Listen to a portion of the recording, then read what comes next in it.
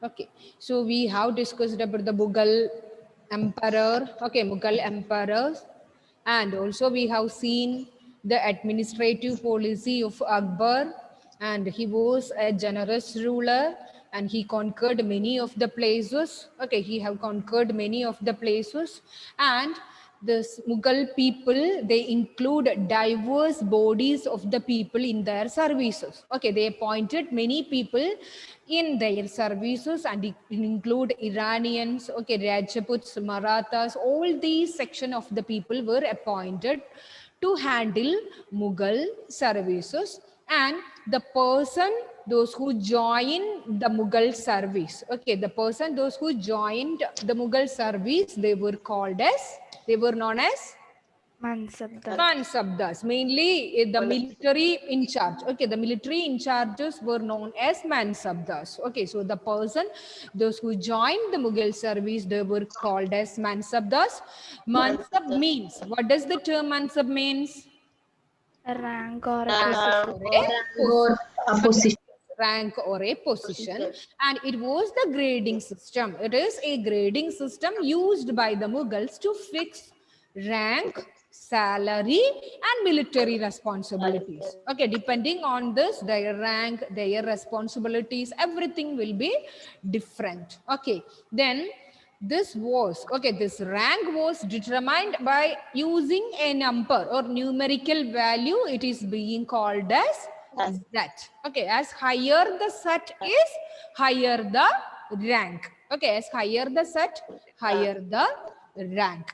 And they were received, okay, the Mansabdars received in the form of revenue assignments were called as Jagirs. Okay, like Ikta. You don't want to think or you don't be confused with anything. Just think about Iktas under Delhi Sultans. Okay, the total empire, it was divided into many sections. Here it was called as Jagirs, means the revenue assignments. Okay, they were collecting the revenue assignments from Jagir. Okay, Jagir. And the Jagir should be equal to the Mansabdar's salary. That means how much is the salary of the Mansabdars? The same amount. Okay, the same amount should be collected from the Jagir. Okay, what do you mean by Jagir would be equal to the Mansabdar's salary? Who is who is the military commander in charge of that Jagir? Okay, and how much would he earn? Okay, how much would he earn? The same would be the Jagir. Okay, that much revenue only, he could collect from this Jagir. Okay, so Jagir should be equal to the Mansabdar's salary, but that we will discuss. This point we will discuss later, children. So this was the condition, and what were the responsibility of Mansabdars? As they were the military in charges. Okay, these people were acted as the military in charges. These people were required to kept a minimum number of zawar. Okay, zawar. What do you mean by zawar? Cavalryman. Cavalryman. Okay, the person or the soldiers who is using the horse, okay, to fight. Okay, so the Mansabdars, they were required to keep a minimum number of cavalrymen. These Mansabdars, okay, they needed to bring, okay, all these cavalrymen for review. They have to register their name. Horses, okay, horses should be branded. Okay, all these are the responsibilities or the responsibility of the Mansabdars. Okay, then as we have discussed about Alauddin Khalji and Muhammad bin Tughlaq, we have seen that many differences in their policies. Here, during Akbar, okay, Akbar, I have told you, he was the greatest Mughal ruler. Under Akbar, this Mansabdari system, it was assessed carefully, and the number of Mansabdars and the Jagir was equal. Okay, but when it comes to Aurangzeb, okay, see children, just open your textbook, page number 52, first paragraph.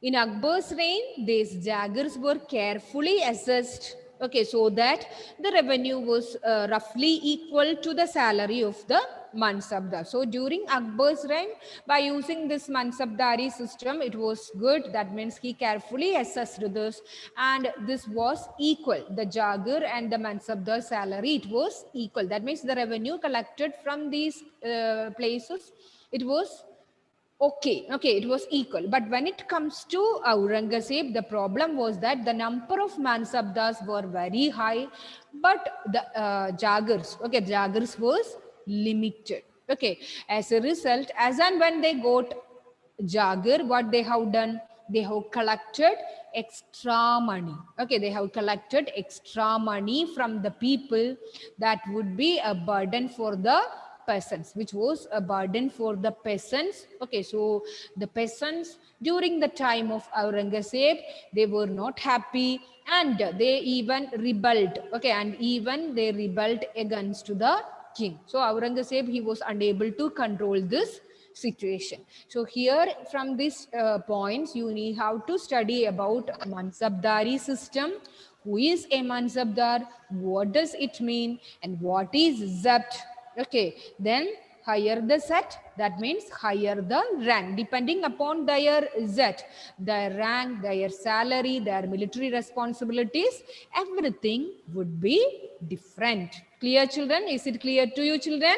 Okay, what does Sawar indicate? Sawar indicates the number of cavalrymen. Okay, so a Mansabdar, he needed to require or he needed to maintain a specified number of cavalrymen, brand their horses, register their name, and also Mansabdar is receiving the salary for this cavalrymen, for the soldiers. Okay, so this all was the duty of the Mansabdars. Okay, so this was the system which was very famous under the Mughals. That was Mansabdari system. Then we will discuss about Zabt and Zamindars. See, children, have you studied about Zamindars before? Zamindars last previous year?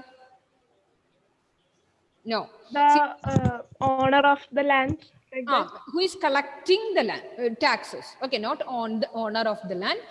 Zamindars were the people who is collecting the taxes from the people. He is acting as an intermediary. What do you mean by intermediary? Intermediary between the government and the people. That means he is collecting taxes from the peasants and he is paying it to the government. Okay, so under the Mughals, okay, there were local headmen, means headman or local chieftain, means the one prominent person in a locality or a village. Okay, he used to collect the taxes. Okay, local chieftain or headman. Okay, he used to collect the taxes from the people, and the Mughals used one term, that was zamindars. Okay, under Mughals, see children, we were calling DIG or means we use some special terms, right? So here, those who means who is collecting the taxes from the people, they were being called as zamindars. Okay, clear, children? So the zamindars, okay, were the intermediaries. That means they were acting as an intermediate, okay, intermediate between the peasants and the government, because these people, that is local chieftain or headman, okay, whoever may be, who is collecting the taxes from the people, they were being called as zamindars. Okay, so if a question comes, who is a zamindar? What would be your answer?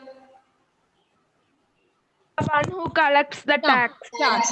Okay, Intermediary between he is the acting as an intermediary between the peasants and the government. Okay, he is collecting the taxes from the people and he is giving or paying it to the government. It should be a headman or a local chieftain. It should be a local chieftain or a headman who someone's audio, it is not muted. Hello. Okay, so the headman or local chieftain, okay, who is collecting the taxes to from the peasants, okay, they were being called as zamindars. Okay, so zamindars were the people who were collecting taxes, okay, under the Mughals, and This is very important, children. We were going to discuss about Zapt. Okay, Zapt. I have told you Zapt and Zapt is different. Zapt, what do you mean by Zapt? You know, Zapt, you know, children. Akbar, he bring out a new revenue policy. Okay, the revenue policy or the revenue system under Akbar, it is known as Zapt. Okay, see children, please note it down. Akbar's revenue minister, his name was Todarmal. Okay, Todarmal was Akbar's revenue minister. He carried out a survey of crop yield. What do you mean by survey? We have discussed about survey and census. Do you remember, children?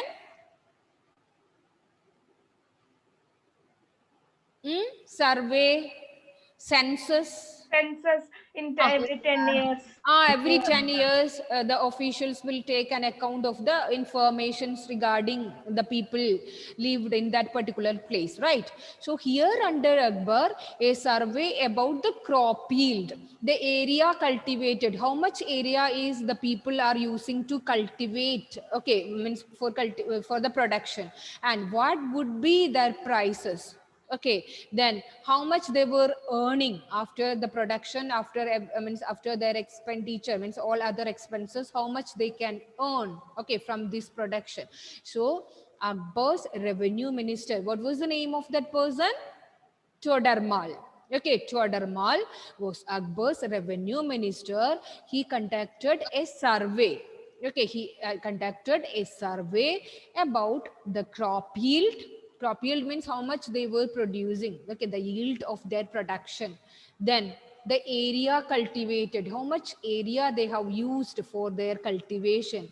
Okay, the prices, okay, the rate of grains, means it is different for different crops, right? Okay, so the prices, the area, the production, everything he assessed carefully.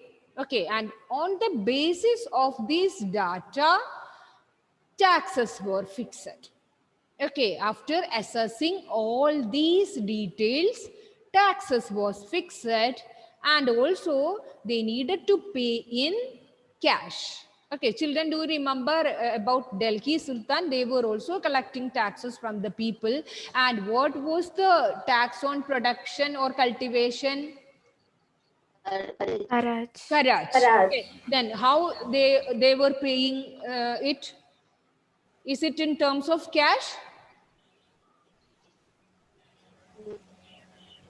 Is it in terms of cash? Whether they were paying this in cash or by Ma'am, kharas as some, in some wheat, some grains like that. yes, that means 50% of the 50% of the production. Okay, not in terms of cash. They needed to, if they were producing wheat, they have to give 50% of wheat they have produced as tax. Okay, in terms of goods. It is not in terms of cash. Okay, but when Akbar, when he introduced a new revenue policy, his revenue minister, he assessed the production, the crop yield, the prices, the area, everything he assessed carefully. After evaluating all these details, the taxes was fixed. Okay, then how would be the result? Can you tell me, children?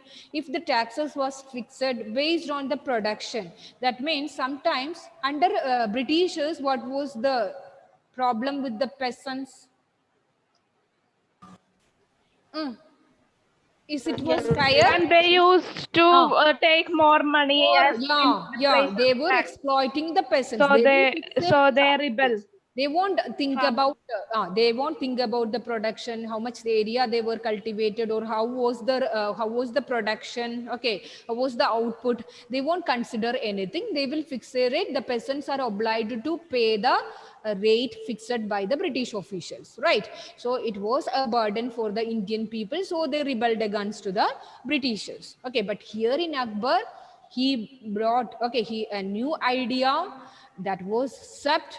He assessed the production, means the crop yield, the prices, the area, everything he assessed carefully.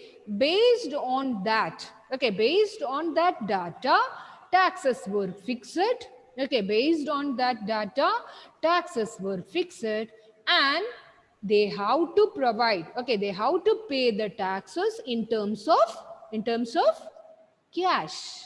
Okay, not in terms of goods. They needed to pay the taxes in terms of cash. Okay, so this was, okay, this was the new revenue system introduced by Akbar, because you know children, he means we have studied about circle of justice in while we discussed about Delhi Sultan, right children? Okay, that means a person should be happy because the majority, okay, the majority people, they were engaged in agriculture and they were the taxpayers, right?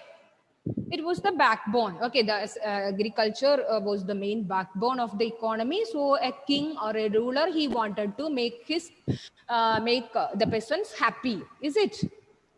Okay, so here the new revenue system, okay, introduced by Akbar. Who was the revenue minister of Akbar?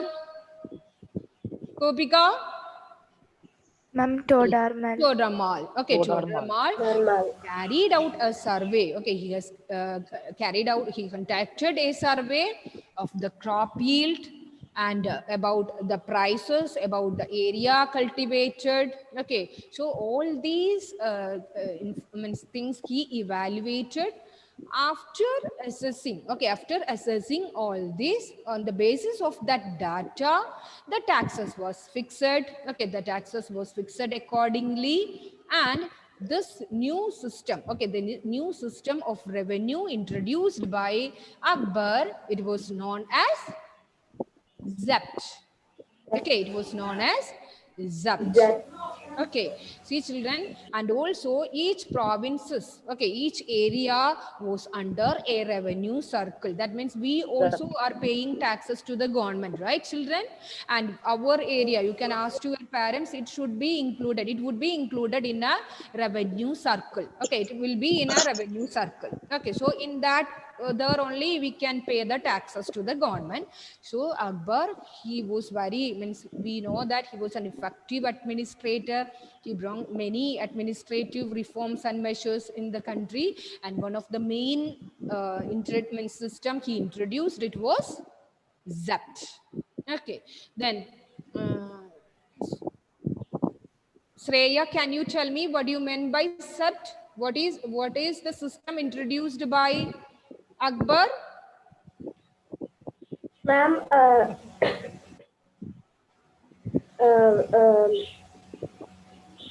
Ma'am, Akbar's revenue minister was Todarmal. Yeah. Carried out a careful survey of crop Yes, he yield, carried out a survey. He evaluated which all things he calculated.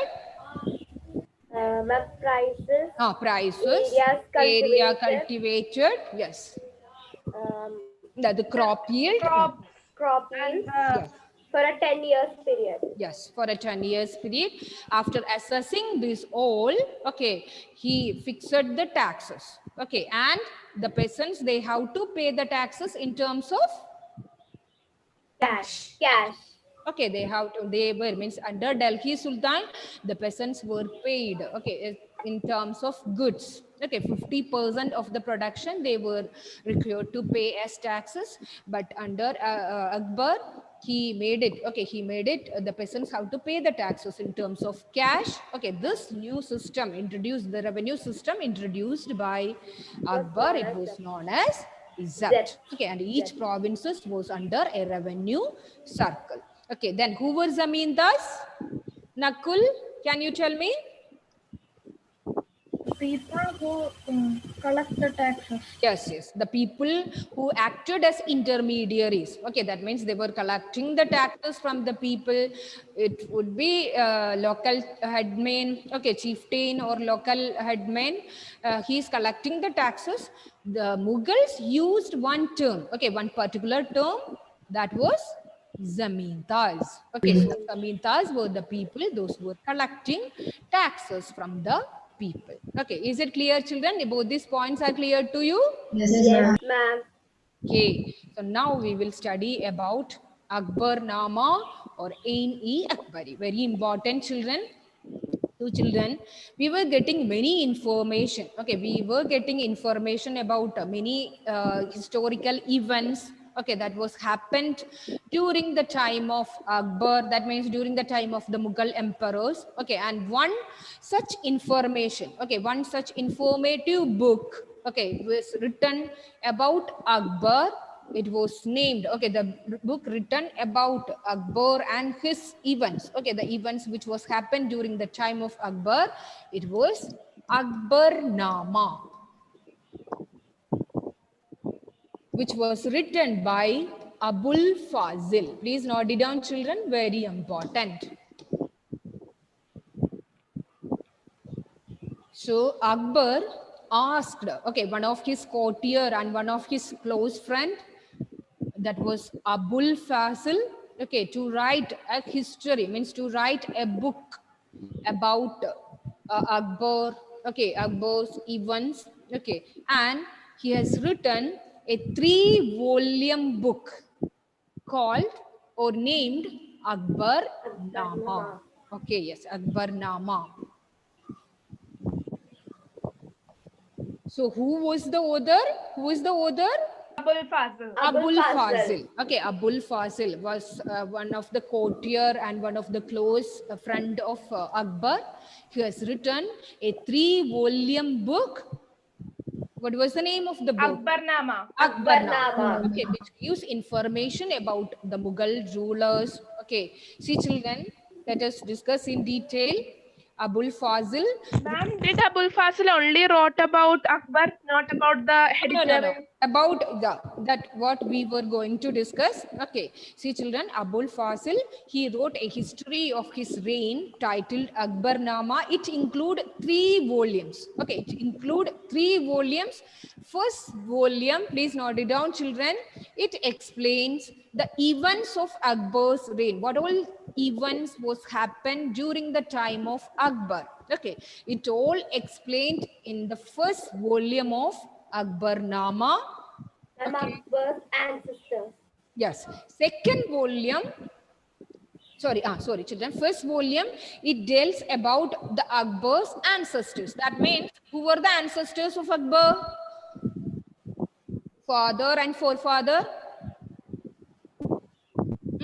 Who were? Humayun and Babur. Humayun, Babur. Okay. So, Humayun and Babur. yes, the first volume, it explains about Akbar's ancestors. That means about the ancestors, that is Humayun and Babur, what was their events which was happened, which all major battles were fought by these people, what all administrative reforms was brought by these people. Okay, so all these informations was included in the first volume. Okay, that was first volume of Akbarnama. Okay, and the second volume recorded the events of Akbar's reign. Okay, that means what all events which was happened during the time of Akbar. Okay, so the first volume about his ancestors. Okay, about his ancestors. Second volume, the events of Akbar. Okay, Akbar, when Akbar was the ruler or the emperor, what all events was happened during the time of Akbar. And the third volume, which is very important, it is known as Ain-e Akbari. Note it down, children. Ain-e-Akbari, it gives all information, okay, it all information about Akbar's administration, about his army, about the revenue, that means just we have completed, about Zabt, okay, and about the geography. So all these informations was included in the third volume. What is the name of that? Ain-e-Akbari. Okay, Ain-e-Akbari. Yes. Yes.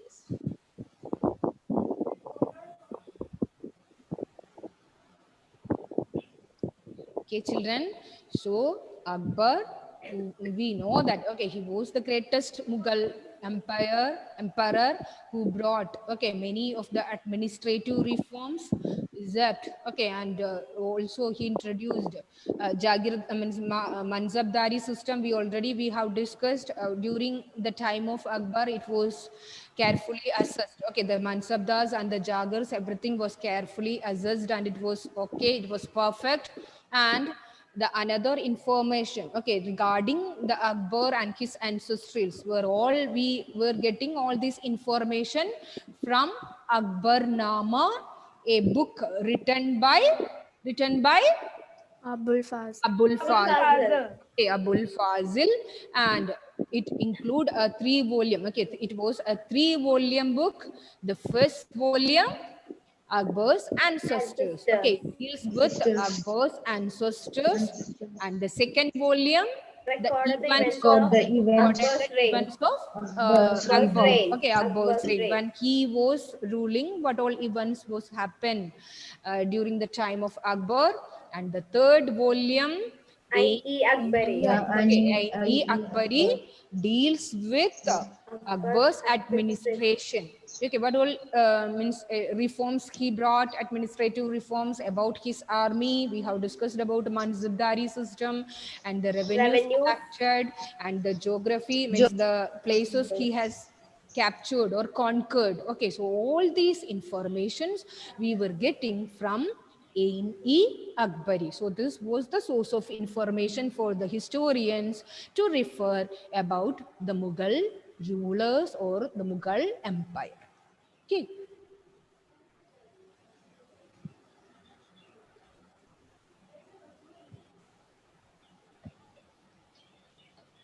Okay. Afrin, can you tell me about Akbarnama? Who has written this? Abul Fazl. Abul Fazl. Okay, he was the close friend, okay, of Akbar, one of the courtier of Akbar. Okay, and what does the first volume explain? First volume is dealt with Akbar's ancestors. Akbar's ancestors. Okay, that means his forefathers. That means Humayun, then Babar. Okay, the major battles or major reforms. Okay, all this was explained in the first volume. And what about the second volume? Recorded events of Akbar's reign. Okay, it mainly it explains the events, okay, which was happened during the time of Akbar. And the third volume, let me ask to someone else. Afridi, are you there? Yes, ma'am. Tell me about the third volume. What is special about the third volume? Volume is About his administration. Ain-e Akbari. Ain-e Akbari. Okay, the name is Ain-e Akbari, which provides all informations. Okay, or it deals with Akbar's administration, army, revenue, Household and revenue. geography. Okay, so it was, okay, this was a real source, okay, for the historians to means discuss or to go through the informations related to the Mughal rulers. Okay.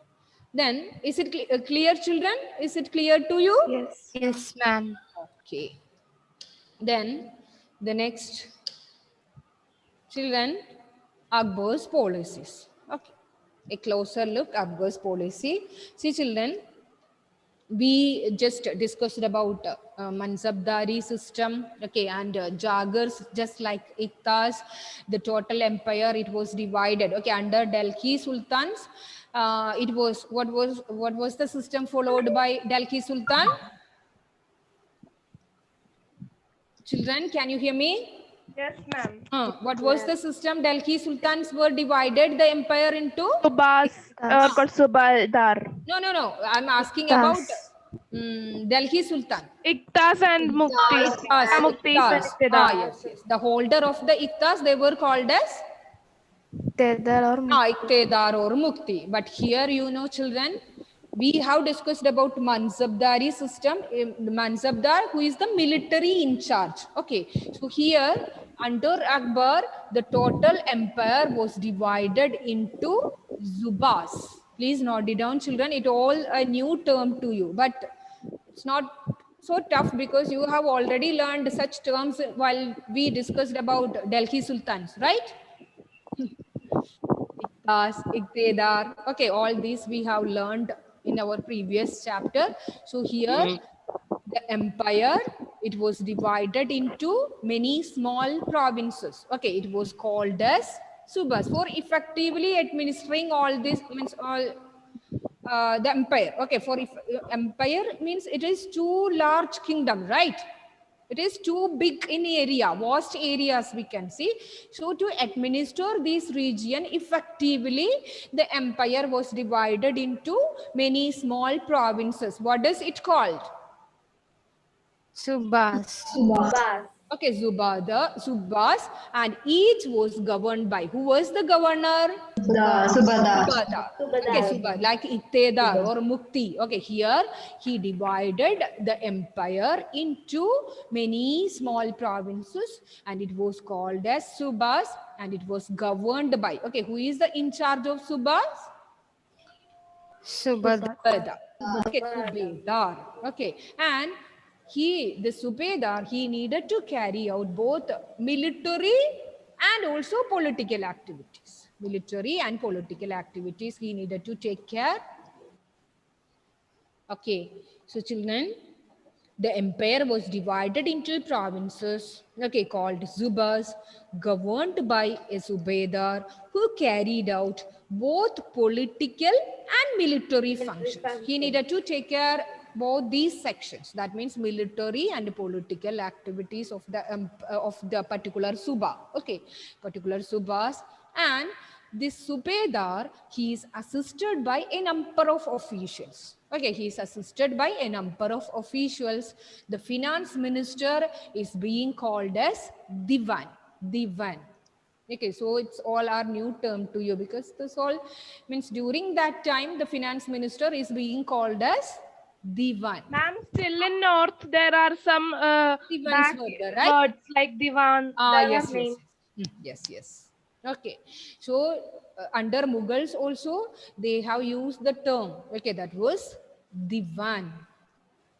And also many other officials. See the textbook, children, page number 54. The military paymaster was Bakshi. Bakshi, yes, Bakshi. Then the minister in charge of religious and charitable patronage, Zadar. Don't be confused while you means just when you hear these terms. Bakshi, Sadr, and military commander Faujdar.